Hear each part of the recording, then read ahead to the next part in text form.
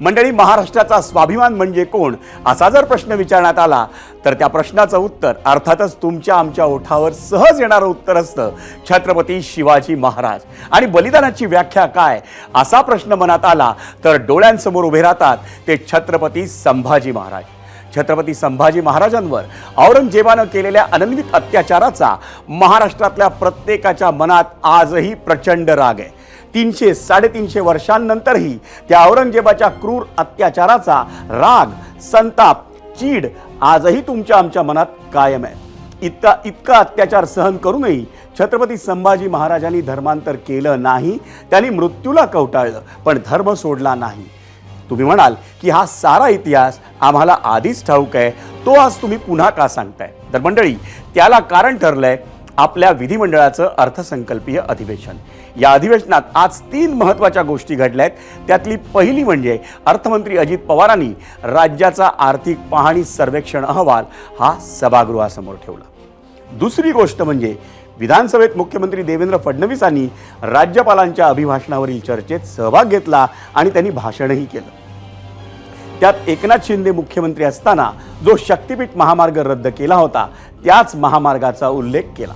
आणि आता तिसरी गोष्ट, आपले छत्रपती संभाजी महाराज अधिवेशनाच्या पहिल्या दिवसापासून आजपर्यंत हा विषय पुन्हा आला. समाजवादी पक्षाचे आमदार अबू आझमींनी औरंगजेबाचं कौतुक केलं तेव्हाही सभागृहात अनेक दावे प्रतिदावे झाले आणि अबू आझमी यांचं अधिवेशन काळापुरतं निलंबन झालं. पण विषय इथंच संपला नाही.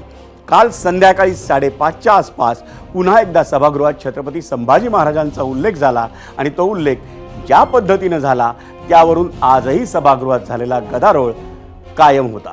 त्याचं झालं असं की काल संध्याकाळी 5:30 वाजता ठाकरेंच्या शिवसेनेचे आमदार अनिल परब यांनी राज्यपालांच्या अभिभाषणावरून सरकारला धारेवर धरलं. राज्यपालांच्या अभिभाषणात छत्रपती संभाजी महाराजांचा साधा उल्लेखही का नाही असा सवाल त्यांनी केला. पण हे करत असताना अनिल परब यांनी आणखी एक वक्तव्य केलं आणि त्यावरून आजही गोंधळ सुरू होता. नेमकं काय होतं ते वक्तव्य आपण ते आधी पाहूया. राज्यपालांचा विश्वासघात करते सरकार, राज्यपालांना चुकीची माहिती देते आणि म्हणून ते सांगतायत की माझं सरकार असं करतंय. संभाजी महाराजांसारख्या थोर ज्यांनी इतिहास घडवला त्यांना तुम्ही विसरताय. संभाजी महाराजांचा विचार, वारसा जर कोणी चालवला असेल तर छावा बघा, मला पण बघा. त्यांना धर्म बदलावा म्हणून त्यांचा छळ झाला, माझा पक्ष बदलावा म्हणून छळ झाला. ईडीची नोटीस, ईडीची कारवाई, सीबीआय, इन्कम टॅक्स, एनआय टाकलं नाही ना. मी पण तेवढंच कडक आहे ना. ते राऊत साहेब गेले, ते थोडे कच्चे निघाले, मी तुम्हाला पुरून उरलो. वाक्य ठेवायचं रेकॉर्डवर, पण वाक्य ठेवायचं रेकॉर्ड नाही. रेकॉर्डवर का ठेवायचंय? आहे वाक्य. काय चुकीचं बोललो मी? माझ्यावरती अनन्य अत्याचार झालेले आहेत, मी सगळं भोगलेलं आहे. पण मी देखील त्यांचा वारसा जपणार आहे. त्यांच्या वारशावरती बोलण्याचा हक्क आहे मला आणि मी देखील माझा पक्ष बदलला नाही याचा मला अभिमान आहे. त्या छत्रपतींचं नाव तुमचं इकडे असायला पाहिजे होतं. तुम्ही छत्रपतींना विसरले आणि आम्हाला सांगतायत कोण? ज्याला जरा हुल दिली ते सगळे गेले तिकडे निघून. ते आम्हाला इकडून सांगतायत छत्रपतींचा वारसा. आणि मंडळी, अनिल परबांनी केलेल्या याच वक्तव्यानंतर आज सभागृहात काय काय झालं हे आपण पाहणार आहोतच. पण आधी पाहूयात आपला आजचा प्रश्न काय होता आणि त्यासाठी जाऊयात पोल सेंटरला. आपण पाहूया आजचा प्रश्न. आजचा प्रश्न होता, पक्ष बदलावा म्हणून माझा छत्रपती संभाजी महाराजांप्रमाणे छळ करण्यात आला. अनिल परबांचं वादग्रस्त वक्तव्य तुम्हाला पटतं का? या प्रश्नावर होय आणि नाही असे 2 पर्याय आम्ही आपल्याला दिलेले होते. मंडळी, आम्ही आधीच सांगितलं होतं की अनिल परबांच्या वक्तव्याचे परिणाम आज अधिवेशनात दिसले. दुपारी 12 वाजता विधान परिषदेत प्रश्नोत्तराचा तास सुरू झाला आणि मंत्री शंभूराज देसाई बोलायला उभे राहिले. वाटलं की ते आपल्या खात्यासंदर्भात काहीतरी बोलतील, पण त्यांनी अनिल परबांच्या वक्तव्यावर बोलायला सुरुवात केली. अनिल परबांनी महाराजांचा अपमान केल्याचा दावा करत त्यांनी सभापतींकडे कारवाईची मागणी केली। त्यानंतर भाजपचे मंत्री नितेश राणेही उभे राहिले आणि अतिशय आक्रमकपणे त्यांनी अनिल परबांवर हल्लाबोल केला। सभागृहात इतका गदारोळ वाढला की सभापतींनी 10 मिनिटांसाठी कामकाज तहकूब केलं। पाहुयात नेमकं काय घडलं। सन्माननीय सदस्य अनिल परब यांनी जी स्वतःची तुलना छत्रपती संभाजी महाराजांच्या बरोबर केली हे अत्यंत चुकीचं आहे। छत्रपती संभाजी महाराजांचा अवमान करणार आहे। त्यांना श्री सदस्य श्री परब हे जर स्वतःला छत्रपती संभाजी महाराजांच्या बरोबरीनं समजून घेत असतील तर हे कदापि महाराष्ट्रातली देशातली जनता हे सहन करणार नाही। सभापती महोदय, नेमका यांच्या छळ झाला त्याची व्याख्या काय? स्वतः लोकांची घरं तोडण्यासाठी हे तक्रारी करतात, केंद्रीय मंत्र्यांना अटक होण्यासाठी यांच्या फोन आणि यांचा छळ झालाय। अध्यक्ष महोदय, यांची सत्ता असताना हे लोकांची छळ करायचे, लोकांची घरं तोडण्यात आणि यांची तक्रारी द्यायचे आणि यांचा कुठला छळ झालेला आहे? हे छळ करणाऱ्यापैकी आहे लोक। हे कुठल्या संभाजी महाराजांना तक्रार करतात, हे लोकांचे छळ करणार।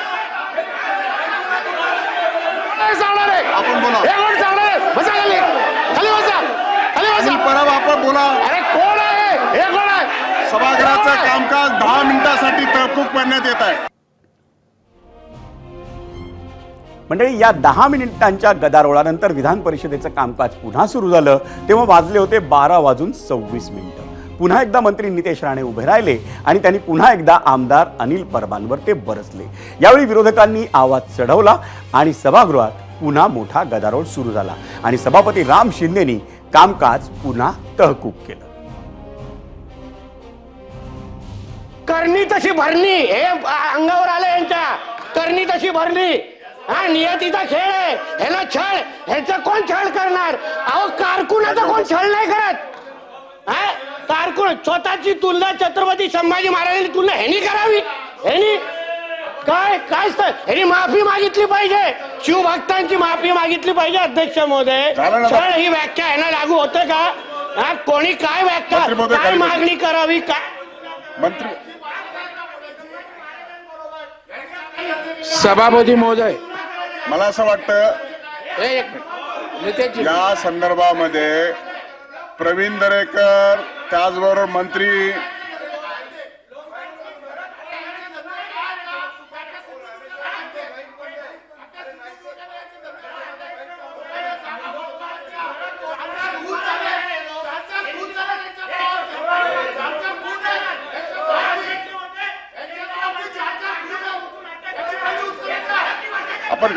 आपण बसा। आपण सर्व सदस्य खाली बसा। आपण खाली बसा सर्व। आपण कृपया खाली बसावे। सभागृहाचं कामकाज 10 मिनिटांसाठी तहकूब करण्यात येते। मंडळी, विधान परिषदेचं कामकाज 2 वेळा तहकूब झालं आणि त्यानंतर पुन्हा एकदा कामकाजाला सुरुवात झाली तेव्हा सत्ताधाऱ्यांकडून नारेबाजी सुरूच होती। त्यावेळी विधान परिषदेचं कामकाज सुरू व्हावं यासाठी पुढाकार घेतला विरोधी पक्षनेते अंबादास दानवे यांनी। अनिल परबांवर जोरदार निशाणा साधण्यात आल्यानं त्यातून आता सुटका नाही हे कदाचित शिवसेना ठाकरे गटाच्या लक्षात आलं असावं आणि त्यामुळेच विधान परिषदेचे विरोधी पक्षनेते अंबादास दानवे यांनी परबांच्या वतीनं दिलगिरी व्यक्त केली आणि कामकाज सुरू करावं अशी विनंतीही केली। विरोधी पक्षनेते अंबादास दानवेंनी दिलगिरी व्यक्त केली त्यामुळे वाटलं होतं की सत्ताधारी गट शांत होईल, पण तसं झालं नाही आणि उत्तर देण्यासाठी दस्तूरखुद्द आमदार अनिल परब उभे राहिले। कालच्या वक्तव्यावर आपण ठाम आहोत असं सांगत अनिल परबांनी उत्तराची सुरुवात केली आणि त्यानंतर त्यांनी भाजप आमदारांवर गंभीर आरोप लावले।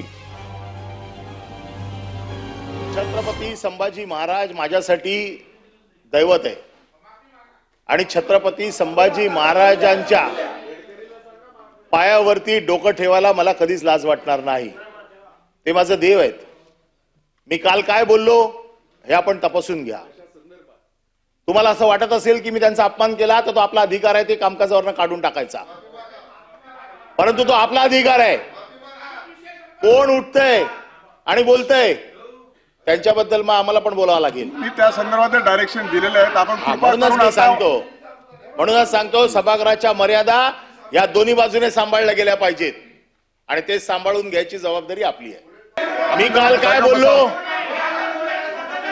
बोललो काल की छत्रपती संभाजी महाराजांचा धर्म बदलण्यासाठी छळ केला गेला. छत्रपती संभाजी महाराजांचा छळ धर्म बदलण्यासाठी केला आणि आमचा पक्ष बदलण्यासाठी केला. याच्यात चुकीचं काय बोललो? पण या सभागृहातल्या एका सदस्याने आपल्या कुत्र्याचं नाव शंभू ठेवलंय. घ्या त्याची माफी पहिले. शंभू नाव ठेवलंय या गुढीपाडव्याला. त्याची माफी मागणार काय? कोरटकर सोलापूरकरांचा विचार हा विषय बाजूला काढावा म्हणून हा विषय आलाय. पण तरी पण मी आपल्याला अधिकार देतो. माझ्या शब्दावरती जर काय आक्षेप असेल तर आपल्याला अधिकार आहे तो शब्द काढून टाकावा. दुसरा विषय असा आहे की मी राज्यपालांचं अभिभाषण हे पिजन होल मधनं, त्याचं नाव आहे श्रीकांत भारतीय. त्यांचं ट्विट आहे माझ्याकडे. घ्या ट्विट आला समोर आहे. जो तुमचं नाव आहे, तुम्ही माफी मागितली आहे. मी तुमच्याकडे माफीचं ट्विट पाठवतो. अरे शेम, हे लोक काय? सभापती महोदय ही बोला आता. आपण असं सदस्यांना चितावणी देऊ नका. बोला आता. अनिल परब, आपण अशी सदस्यांना चितावणी देऊन सभागृहाचं वातावरण दूषित करू नका. आपण आपलं मत मांडा आणि अशा पद्धतीनं आपलं मत व्यक्त करत असताना अशा वातावरणामध्ये, अशा परिस्थितीमध्ये असं बोलणं योग्य होणार नाही. मंडळी, विधिमंडळाच्या सर्वोच्च सभागृहात म्हणजे विधान परिषदेत आज गदारोळ कसा पद्धतीने झाला हे आपण पाहिलं. पण तिकडे खासदार उदयनराजे भोसले यांनी एक वेगळीच मागणी केली आहे. छत्रपती संभाजी महाराजांचा अवमान करणाऱ्यांची नसबंदी करा असं वक्तव्य उदयनराजेंनी केलंय.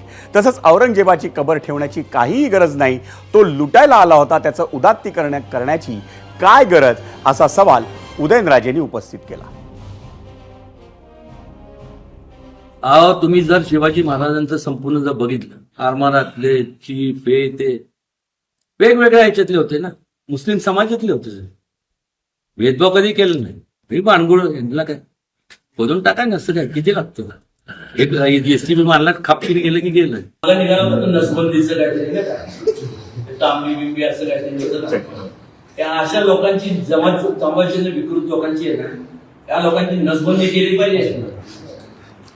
आणि ही नसबंदी मी तिने म्हणतोय ना, एक तिन्ही जे मुद्दे आहेत, कायदा, त्यानंतर हे शासनमान्य इतिहास आणि सिनेमॅटिक लिबर्टी, हे केल्यानंतर त्या लोकांची आपोआप नसबंदी होणार आहे. आणि मंडळी, आता वेळ झाली आहे विधिमंडळ परिसरात जाण्याची. कारण विधान परिषदेत आज नेमकं काय घडलं, कसा गदारोळ झाला हे आपण पाहिलं. आणि त्याच संदर्भात बोलण्यासाठी आपल्या समवेत आहेत भाजपचे आमदार प्रवीण दरेकर. ते स्वतः दुपारी सभागृहात होते जेव्हा अनिल परब यांच्यावरून सगळा गदारोळ झाला होता आणि त्यांच्याशी आपण चर्चा करायची आहे गेस्ट सेंटरला. प्रवीणजी, आपलं स्वागत आहे एबीपी माझाचा हा विशेष कार्यक्रम 0 ओव्हरमध्ये. नेमका आपला मुद्दा आज. नमस्कार. विधान परिषदेत आज जो गदारोळ झाला अनिल परबांच्या मुद्द्यावरनं, जवळजवळ 3 वेळा सभागृहाचं कामकाज हे तहकूब करावं लागलं. नेमका आपला मुद्दा काय होता आणि कालपासून हा गदारोळ अनिल परबांच्या संदर्भात सुरू आहे?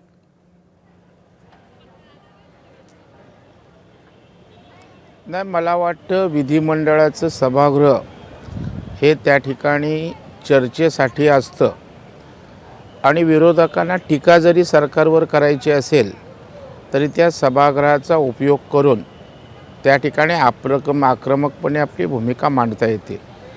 परंतु त्या ठिकाणी ती भूमिका मांडत असताना त्या ठिकाणी तोल गेल्यासारखं किंवा भ्रमित झाल्यासारखं त्या ठिकाणी अनिल परबांचं वक्तव्य त्या ठिकाणी आलं. तसे अनिल परब विधिज्ञ आहेत, असा काय एकदम त्यांचा तोल गेला मला काय कळायला मार्ग नाही. परंतु बोलत असताना छत्रपती संभाजी राजे यांच्याशीच त्यांनी बोलता बोलता नकळत तुलना करून टाकली की त्या ठिकाणी धर्म बदलण्यासाठी ज्या पद्धतीनं क्रूरतेनं या ठिकाणी छत्रपती संभाजी महाराजांचा छळ झाला त्याचा संदर्भ देत आपलाही छळ संभाजी राजांप्रमाणे त्या ठिकाणी झाला पक्ष बदलण्यासाठी. मला वाटलं अर्थार्थी या राज्यपालाच्या अभिभाषणामध्ये या विषयाचा त्या ठिकाणी संबंध नव्हता. पक्षीय अभिनिवेश, पक्षीय एकमेकांवर उणीधुणी आपण काढत असतो, राजकीय आरोप प्रत्यारोप होत असतात आणि अशा वेळेला छत्रपती संभाजी महाराजांनी काय यातना भोगल्या आहेत या त्या ठिकाणी संपूर्ण हिंदुस्थानला माहीत आहे, महाराष्ट्राला तर माहीतच आहेत. बरोबर. आणि अशा वेळेला त्यांच्याशी तुलना करणं मला वाटतं हे या ठिकाणी छत्रपती संभाजी महाराजांवर प्रेम करणाऱ्या महाराष्ट्रातील जनतेला कधीही आवडू शकत नाही आणि तीच भावना आमची त्या ठिकाणी होती. त्याचबरोबर या सभागृहात बोलत असताना राज्यपालाचं अभिभाषण जे आपण राज्यपालांना राज्याचं सर्वोच्च प्रमुख घटनात्मक त्या ठिकाणी समजतो ते राज्यपालांचं अभिभाषण गेलं कबुतराच्या भोकात, म्हणजे पिजन बॉक्स असा नंतर त्याने उल्लेख केला.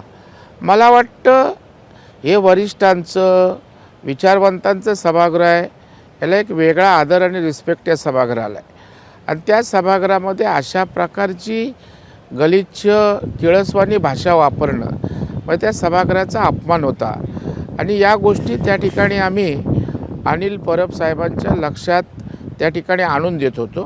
तेव्हा आपल्या स्लिप ऑफ टंग होतं, बोलताना त्या ठिकाणी आपला तोल त्या ठिकाणी घसरतो, तर आपण छत्रपती संभाजी महाराजांचा अवमान त्या ठिकाणी केलेला आहात म्हणून आपण त्या ठिकाणी माफी मागावी, दिलगिरी व्यक्त करावी अशा प्रकारची आग्रही मागणी त्या ठिकाणी आम्ही सभागृहात त्या ठिकाणी केली. परंतु छत्रपती संभाजी महाराजांसमोर यांचा अहंकार त्या ठिकाणी मोठा ठरला. खरं म्हणजे चूक झाली तर महाराजांच्या प्रती क्षमा मागायला आपल्याला काहीच वाटायला नको आणि मला वाटतं हे आपलं प्रवीणजी- दैवत आहे एका बाजूला सांगायचं. प्रवीणजी, आपण जे सांगितलं त्यानुसार छत्रपती शिवाजी महाराज, छत्रपती संभाजी महाराज यांच्याशी या जगातल्या असं काही कुणाचीच घडलं असेल तर त्यांनी माफी मागणं स्वाभाविक होतं, परंतु दुर्दैवानं त्यांनी माफी त्या ठिकाणी मागितली नाही आणि मग छत्रपती संभाजी महाराज या विषयावर या ठिकाणी तडजोड होऊ शकत नाही आणि त्याच्यामुळे महाराजांचा प्रवीणजी, एक माझा आवाज मानणारा येतोय वर्ग का आहे, आपल्याला? एक त्यांना दैवतासमान या ठिकाणी महाराष्ट्रातील जनता मानते आणि स्वाभाविकपणे तीच भावना सभागृहात आमच्या आमदारांची त्या ठिकाणी होती आणि म्हणून सांगून ऐकत नाहीत आणि मग आक्रमकपणे भारतीय जनता पार्टी असेल, शिवसेना असेल आणि राष्ट्रवादीचे आम्ही आमदार प्रवीणजी, त्या माझा ठिकाणी आवाज येतोय आक्रमक आपल्याला? झालो. सभागृह त्या ठिकाणी कामकाज चालवत असताना आमची ठाम भूमिका राहिली की अनिल परब यांनी त्या ठिकाणी माफी मागावी, दिलगिरी व्यक्त करावी अशा प्रकारची अपेक्षा आम्ही सर्वांनी त्या ठिकाणी व्यक्त केली. हो येतोय. प्रवीणजी, माझा आवाज येतोय आपल्यापर्यंत?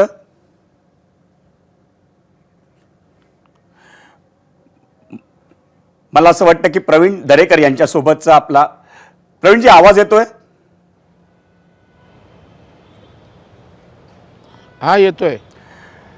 आपण म्हणालात ते अगदी येतोय. 100% मान्य आहे की छत्रपती शिवाजी महाराज, छत्रपती संभाजी महाराज यांच्याशी कुणाचीही जगातली तुलना होऊ शकत नाही आणि खास करून ज्याचा उल्लेख अनिल परबांनी केला, संभाजी महाराजांवर झालेले अनन्वित अत्याचार याचा तर पक्ष बदलण्यासाठी केलेला जो काही त्यांचं म्हणणं आहे की छळ झाला त्याच्याशी तर कदापि तुलना होऊ शकत नाही. पण या संदर्भात विरोधी पक्षनेते अंबादास दानवे यांनी स्वतःहून, जे त्यांच्या पक्षाचे गटनेते देखील आहेत, त्यांनी दिलगिरी व्यक्त केलेली असताना सुद्धा हा गदारोळ कायम सुरू राहिला.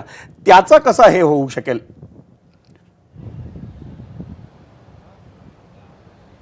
नाही, एक लक्षात ठेवा, अंबादास दानवेंना मी धन्यवाद देईन कारण शेवटी या सभागृहाचं कामकाज चालवणं ही विरोधी पक्ष आणि सत्ताधाऱ्यांची एकत्रित जबाबदारी असते.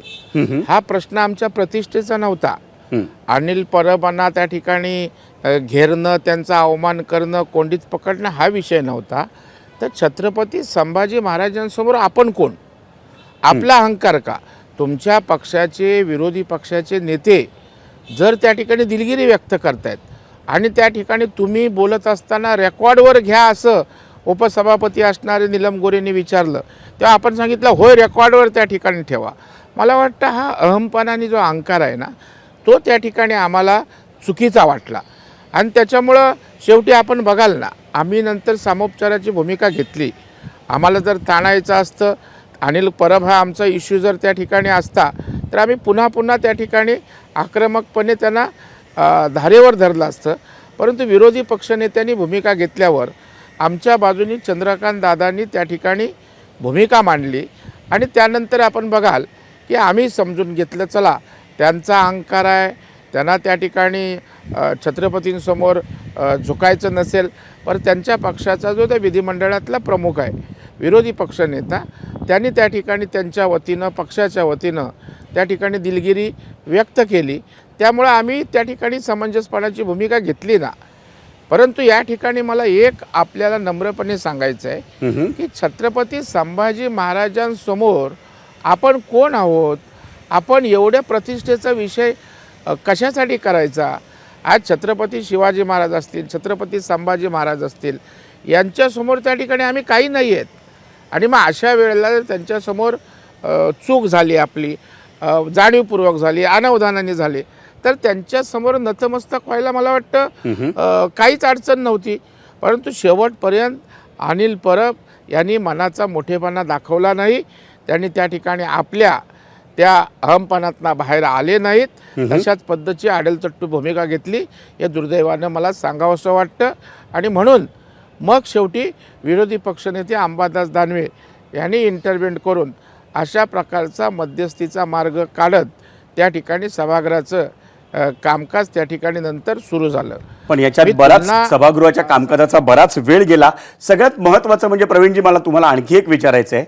महाराष्ट्राचा गौरवशाली इतिहास जो आहे, त्याच्यामुळे ही छत्रपती संभाजी महाराज, छत्रपती शिवाजी महाराज यांच्यासारखी थोर माणसं ही आपला आजही आदर्श आहेत आणि यापुढच्या काळातही अनेक वर्ष ही माणसं आपला आदर्श राहणार आहेत. पण दुर्दैवानं त्यांच्या नावावरनं वारंवार सभागृहात वाद होताना दिसतो. अबू आझमीन सारख्या जेव्हा आमदार किंवा सदस्य असे उद्गार काढतो, तेव्हा सगळी माणसं, सर्वपक्षीय आमदार एक होतात आणि त्या विरोधात बोलतात. पण कोरटकर आणि सोलापूरकर यांच्या मुद्द्यावर मात्र कधीही तिथं वाद होताना दिसत नाही. त्यांच्याकडे दुर्लक्ष होतं असं वाटतं का? अजिबात नाही. एक गोष्ट आपण खरी म्हणालात की सभागृहाचा वेळ वाया जातो, याच्याशी आम्ही सहमत आहोत. परंतु सभागृहाचं कामकाज चालावं जशी सत्ताधारी पक्षाची जबाबदारी आहे, तसं विरोधी पक्षासाठी मोठं एक व्यासपीठ असतं. विरोधी पक्षांनी सभागृहातील वेळेचा मिनटाचा उपयोग करून सरकारला प्रश्न विचारले पाहिजेत, सरकारला जाब विचारला पाहिजे, सरकारला धारेवर धरलं पाहिजे. परंतु यांच्याकडे सरकारला धारेवर धरण्याच्या ऐवजी स्वतःच हिट विकेट त्या ठिकाणी देताना रोज या महाविकास आघाडीचे नेते आपल्याला त्या ठिकाणी दिसत आहेत. आणि आपण एक गोष्ट लक्षात ठेवा की सोलापूरकर असतील, प्रशांत कोरटकर असतील, यांनाही तोच न्याय आहे. ते काय वेगळे नाही आहेत.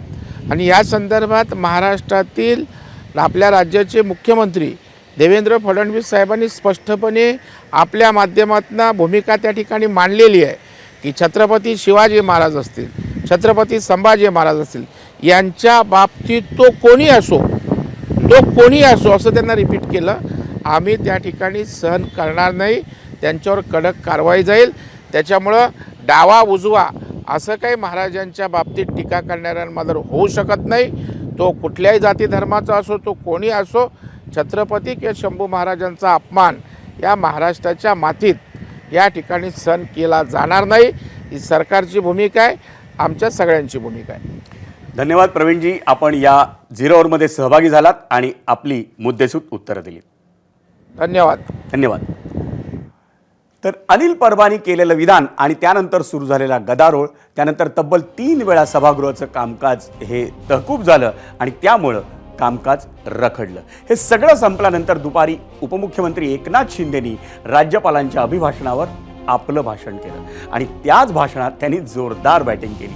शेरो शायरीपासून अंबादेस दानवेंना कोपरखळी मारेपर्यंत, विरोधकांचा समाचार घेण्यापासून थेट उद्धव ठाकरेंना जोरदार टोमणे मारेपर्यंत शिंदेंच्या भाषणात अगदी सगळं होतं.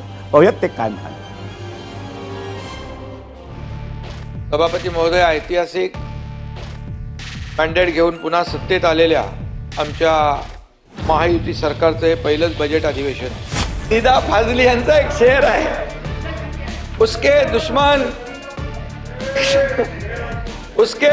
है बहुत, उसके दुश्मन है बहुत, लेकिन आदमी जरूर अच्छा होगा. एवढं लक्षात घ्या. अगर फितरत हमारी सहन करने की नहीं होती, फितरत हमारी सहन करने की नहीं होती, तो हिम्मत तुम्हारी कुछ कहने की भी नहीं होती.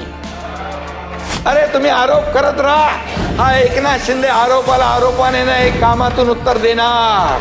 आमच्याकडून अन्याय होणार नाही, पण तुम्ही देखील अतिरेक करता कामा नये. किती विषय मांडले तुम्ही, तर काय शेवटचं विरोधी पक्षनेत्याचं भाषण आहे? सगळं बोलून घेतलं तुम्ही. अरे बाबा, तुमच्या मित्रपक्षाने तुमच्या खुर्चीखाली सुरुंग लावला असला तरी सुद्धा आम्ही लोक आहोत तुमच्या प्रेमाचे. ते नेते मागे उभे राहिले नाही तर सुद्धा या ठिकाणी विरोधी पक्ष नेत्याचा मान सन्मान करण्याची आमची संधी. काही जण येतात टुरिस्ट म्हणून येतात, टुरिस्ट म्हणून जातात, सभागृहावर आरोप करतात आणि पायऱ्यावर उभे राहून निघून जातात आणि मग बाहेर पायऱ्यावर राहून बघायचा चॅनलचा बूम आणि बोलून झाल्यावर ठोकायची धूम. असले लोक काय काय करतात, कशाला पाहिजे हे सगळं? ते कोणी असतील त्या लोकांना